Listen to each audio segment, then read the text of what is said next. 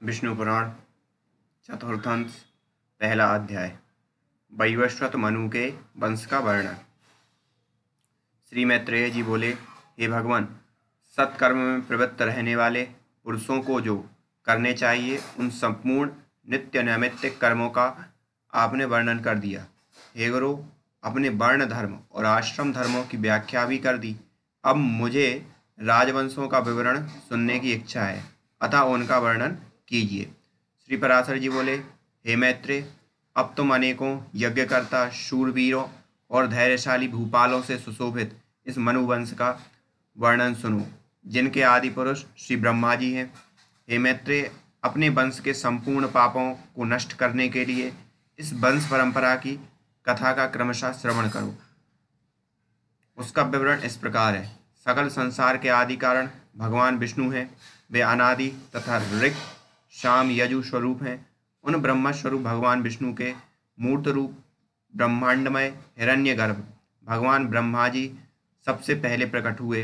ब्रह्मा जी के दाएं अंगूठे से दक्ष प्रजापति हुए, दक्ष से अदिति हुई तथा अदिति से विवस्वान और विवस्वान से मनु का जन्म हुआ। मनु के इक्ष्वाकु, नृग, धृष्ट, सरयाति, नरिष्यंत, प्रांशु, नाभाग, दिष्ट, करूप और प्रभग्न नामक 10 पुत्र हुए। मनु ने पुत्र की इच्छा से मित्रावरुण नामक 2 देवताओं के यज्ञ का अनुष्ठान किया, किंतु होता के विपरीत संकल्प से यज्ञ में विपर्यय हो जाने से उनके ईला नाम की कन्या हुई। हे मैत्रेय, मित्रावरुण की कृपा से वह ईला ही मनु का सुधन्व नामक पुत्र हुई। फिर महादेव के कोप से वह स्त्री होकर चंद्रमा के पुत्र बुध के आश्रम के निकट घूमने लगी। बुध ने अनुरक्त होकर उस स्त्री से पुरुरवा नामक पुत्र उत्पन्न किया। पुरुरवा के जन्म के अनंतर भी परमर्षिगण ने सुधन्व को पुरुष सत्व लाभ की आकांक्षा से क्रतुमय, ऋग, यजु, साम, अथर्वमय, सर्ववेदमय, मनोमय, ज्ञानमय, अन्नमय और परमार्थ अकिंचनमय भगवान यज्ञ पुरुष का यथावत यजन किया। तब उनकी कृपा से ईला फिर भी सुधुम्न हो गई। उस सुधुम्न के भी उत्कल गए और बिनत नामक 3 पुत्र हुए। पहले स्त्री होने के कारण सुधुम्न को राज्याधिकार प्राप्त नहीं हुआ। वशिष्ठ जी के कहने से उनके पिता ने उन्हें प्रतिष्ठान नामक नगर दे दिया। वही उन्होंने पुरवा को दिया। पुरवा की संतान संपूर्ण दिशाओं में फैले हुए क्षत्रियगण हुए। मनु का प्रसद नामक पुत्र गुरु की गऊ का वध करने के कारण शूद्र हो गया। मनु का पुत्र करूप था। करूप से कारुष नामक महाबली और पराक्रमी क्षत्रियगण उत्पन्न हुए। दिष्ट का पुत्र नाभाग वैश्य हो गया। उससे वलंधन नामक पुत्र हुआ। वलंधन से महार कीर्तिमान वत्सप्रीति, वत्सप्रीति से प्रांशु, प्रांशु से प्रजापति नामक इकलौता पुत्र हुआ। प्रजापति से खनित्र, खनित्र से चाक्षुष तथा चाक्षुष से अति बल पराक्रम संपन्न विंश हुआ। विंश से विवंशक, विवंशक से खंडीनेत्र, खंडीनेत्र से अति विभूति और अति विभूति से अति बलवान और शूरवीर करंदम नामक पुत्र हुआ। करंदम से अविक्षित हुआ और अविक्षित से मरुत नामक और अति बल पराक्रम युक्त पुत्र हुआ, जिसके विषय में आजकल भी ये 2 श्लोक गाए जाते हैं। मरुत का जैसा यज्ञ हुआ था वैसा इस पृथ्वी पर और किसका हुआ, जिसकी सभी यज्ञिक वस्तुएं सुवर्णमय और अति सुंदर थीं। उस यज्ञ में इंद्र सोमरस से और ब्राह्मणगण दक्षिणा से परितृप्त हो गए थे तथा उसमें मरुदगण परोसने वाले और देवगण सदस्य थे। उस चक्रवर्ती मरुत के नारिष्यंत नामक पुत्र हुआ तथा नारिष्यंत के दम और दम के राजवर्धन नामक पुत्र उत्पन्न हुआ। राजवर्धन से सुबुद्धि, सुबुद्धि से केवल और केवल से सुधृति का जन्म हुआ। सुधृति से नर, नर से चंद्र और चंद्र से केवल हुआ। केवल बंधुमान, बंधुमान से वेगवान, वेगवान से बुध, बुध से तृणबिंदु तथा तृणबिंदु से पहले तो इलविला नाम की एक कन्या थी। किंतु पीछे अलम्बुसा नाम की एक सुंदरी अप्सरा उस पर अनुरक्त हो गई। उससे तृणबिंदु के विशाल नामक पुत्र हुआ, जिससे विशाला नामक पुरी बसाई। विशाल का पुत्र हेमचंद्र हुआ, हेमचंद्र का चंद्र, चंद्र का ध्रुम्राक्ष, ध्रुम्राक्ष का शूजन्य, शूंजय का सहदेव और सहदेव का पुत्र कृशाक्ष हुआ। कृशांस्व के सोमदत्त नामक पुत्र हुआ, जिसने 100 अश्वमेध यज्ञ किए थे। उससे जन्मेजय हुआ और जन्मेजय से सुमति का जन्म हुआ। ये सब विशाल वंशीय राजा हुए। इसके विषय में यह श्लोक प्रसिद्ध है। तृणबंधु के प्रसाद से विशाल वंशीय समस्त राजा लोग दीर्घायु, महात्मा, वीर्यवान और अति धर्मपरायण हुए। मनुपुत्र सरयाति के सुकन्या नाम वाली एक कन्या हुई, जिसका विवाह च्यवन ऋषि के साथ हुआ। सरयाति के आनर्थ नामक एक परम धार्मिक पुत्र हुआ। आनर्थ के रेवत नाम का पुत्र हुआ, जिसने कुश स्थली नाम की पुरी में रहकर आनर्थ देश का राज्य भोग किया। रेवत का भी रेवत कुकुब्धि नामक एक धर्मात्मा पुत्र था, जो अपने 100 भाइयों में सबसे बड़ा था। उसके रेवती नाम की कन्या हुई। महाराज रेवत उसे अपने साथ लेकर ब्रह्मा जी से यह पूछने के लिए कि यह कन्या किस वर के योग्य है, ब्रह्मलोक को गए। उस समय ब्रह्मा जी के समीप हाहा और हूहू नामक 2 गंधर्व अतितान नामक दिव्य गान गा रहे थे।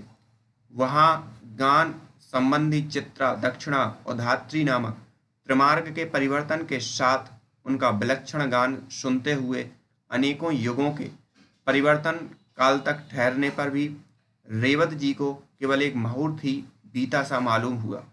गान समाप्त हो जाने पर रेवत ने भगवान कमल योनि को प्रणाम कर उनसे अपनी कन्या के योग्य वर पूछा। भगवान ब्रह्मा ने कहा, तुम्हें जो वर अभिमत हो उन्हें बताओ। तब उन्होंने ब्रह्मा जी को पुनः प्रणाम कर अपने समस्त अभिमत वरों का वर्णन किया और पूछा कि हे, इनमें से आपको कौन वर पसंद है जिसे मैं यह कन्या दूं। इस पर भगवान कमल योनि कुछ सिर झुकाकर मुस्कुराते हुए बोले, तुमको जो वर अभिमत हैं उनमें से तो अब पृथ्वी पर किसी के पुत्र पौत्रादि की संतान भी नहीं है, क्योंकि यहाँ गंधर्वों का गान सुनते हुए तुम्हें कई चतुर्युग बीत चुके हैं। इस समय पृथ्वी तल पर 28वें मनु का चतुर्युग प्रायः समाप्त हो चुका है तथा कलयुग का प्रारंभ होने वाला है। अब तुम अकेले ही रह गए हो, अतः यह कन्या रत्न किसी और योग्य वर को दो। इतने समय में तुम्हारे पुत्र, मित्र, कलत्र, मंत्रीवर्ग, भूत्यगण, बंधुगण, सेना और कोषादि का भी सर्वथा अभाव हो चुका है। तब तो राजा रेवत ने अत्यंत भयभीत हो भगवान ब्रह्मा जी को पुनः प्रणाम कर पूछा, भगवान ऐसी बात है तो अब मैं इसे किसको दूं। तब सर्वलोक गुरु भगवान कमल योनि कुछ सिर झुकाए हाथ जोड़कर बोले, श्री ब्रह्मा जी ने कहा, जिस अजन्मा सर्वमय विधाता परमेश्वर का आदि, मध्य, अंत, स्वरूप, स्वभाव और सार हम नहीं जान पाते। कला, मुहूर्त आदि में काल भी जिसकी विभूति के परिणाम का कारण नहीं हो सकता, जिसका जन्म और मरण नहीं होता, जो सनातन और सर्वदा एक रूप है तथा जो नाम और रूप से रहित है, जिसके अच्युत की कृपा से मैं प्रजा का उत्पत्ति करता हूँ, जिसके क्रोध से उत्पन्न हुआ रुद्र सृष्टि का अंत करता है, तथा जिस परमात्मा से मध्य में जगत स्थितिकारी विष्णु रूप का पुरुष प्रादुर्भाव हुआ है, जो अजन्मा मेरा रूप धारण कर संसार की रचना करता है, स्थिति के समय पुरुष रूप है, तथा जो रुद्र रूप से संपूर्ण विश्व का नाश कर जाता है एवं अनंत रूप से संपूर्ण जगत को धारण करता है, जो अव्ययात्मा पाक के लिए अप्रतिरूप हो जाता है, पृथ्वी रूप से संपूर्ण लोकों को धारण करता है, इंद्रादि रूप से विश्व का पालन करता है और सूर्य तथा चंद्र रूप होकर संपूर्ण अंधकार का नाश करता है। वो श्वास प्रश्वास रूप से जीवों में चेष्टा करता है, जल और अन्य रूप से लोक की तृप्ति करता है तथा विश्व की स्थिति में संलग्न रहकर जो आकाश रूप से सबको अवकाश देता है, जो सृष्टि करता होकर भी विश्व रूप से आप ही अपनी रचना करता है, जगत का पालन करने वाला होकर भी आप ही पालित होता है तथा संहारकारी होकर भी स्वयं ही संहृत होता है, और जो इन तीनों से पृथक इनका अविनाशी आत्मा है, जिसमें यह जगत स्थित है, जो आदि पुरुष जगत स्वरूप है और इस जगत के ही आश्रित तथा स्वयंभू है। हे नृपते, संपूर्ण भूतों का उद्भव स्थान यह विष्णु धरातल में अपने अंश से अवतीर्ण हुआ है। हे राजन, पूर्व काल में तुम्हारी जो अमरावती के समान कुछ स्थली नाम की पुरी थी, वह अब द्वारकापुरी हो गई है। वहीं वे बलदेव नामक भगवान विष्णु के अंश विराजमान है। हे नरेंद्र, तुम यह कन्या उन माया मानव श्री बलदेव जी को पत्नी रूप दो। ये बलदेव जी संसार में अति प्रशंसनीय है और तुम्हारी कन्या भी स्त्रियों में रत्न स्वरूपा है, अतः इनका योग सर्वथा उपयुक्त है। श्री पराशर जी बोले, भगवान ब्रह्मा जी के ऐसा कहने पर प्रजापति रैवत पृथ्वी तल पर आए तो देखा कि सभी मनुष्य छोटे छोटे कुरूप, अल्प तेजोमय, अल्प वीर तथा विवेकहीन हो गए हैं। अतुल बुद्धि महाराज रैवत ने अपनी कुश स्थली नाम की पुरी और ही प्रकार देखी तथा स्फटिक पर्वतों के समान जिनका वक्षस्थल है, उन भगवान हलायुध को अपनी कन्या दे दी। भगवान बलदेव जी ने उसे बहुत ऊंची देखकर अपने हल के अग्रभाग से दबाकर नीची कर ली। तब रेवती भी तत्कालीन अन्य स्त्रियों के समान छोटे शरीर की हो गई। तदनंतर बलराम जी ने महाराज रैवत की कन्या रेवती से विधिपूर्वक विवाह किया तथा राजा भी कन्यादान करने के अनंतर एकाग्र चित्त से तपस्या करने के लिए हिमालय पर चले गए। इति श्री विष्णु पुराणे चतुर्थ अंशे प्रथमो अध्याय।